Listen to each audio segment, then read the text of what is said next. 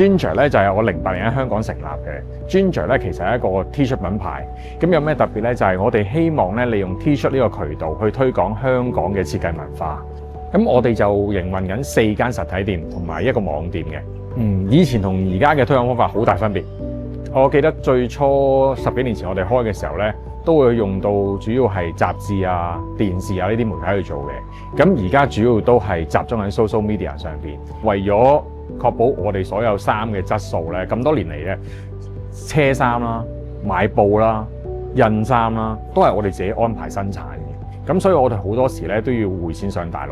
如果萬一中途匯錢當中出咗咩問題，俾人凍結啊，或者延遲咗幾日啊，咁會好影響到我哋成個生產嘅程序咯。咁而家有咗 X-Transfer，我就可以方便啲，因為準時同埋安全，確保到帳。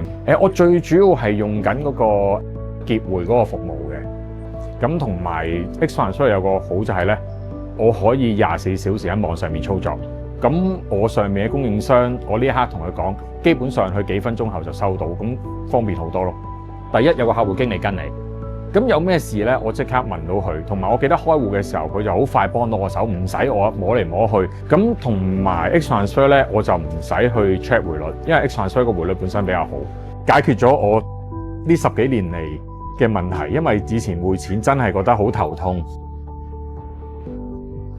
Ginger 呢個牌子咧，其實係所有嘅衫都係揾唔同嘅香港 artist 合作嘅，譬如有畫插畫嘅、做紋身嘅、做 character 嘅。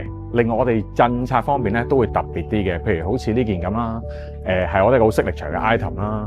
咁佢係立體印花嚟嘅，呢啲係人手絲印做嘅。你見到咧嗰啲字咧會即刻變咗熒光，咁呢個係真熒光色，係今年比較新啲嘅技術嚟嘅。咁我哋其實咧實體店咧唔係淨係得 T-shirt 賣嘅，我哋都引入咗好多唔同嘅香港品牌嘅，譬如我哋有袋啦、眼鏡啦、帽啦、襪啦，咁同埋我哋有另外一啲就譬如有香薰啦、有書啦、有香港嘅音樂啦、有文具啦。各樣化都有嘅，因為我哋希望俾人感覺我哋鋪頭咧唔係淨係得間 T-shirt 賣嘅，我哋都想有俾人感覺就係好似香港一間選物店咁嘅，會有好多精選嘅香港品牌。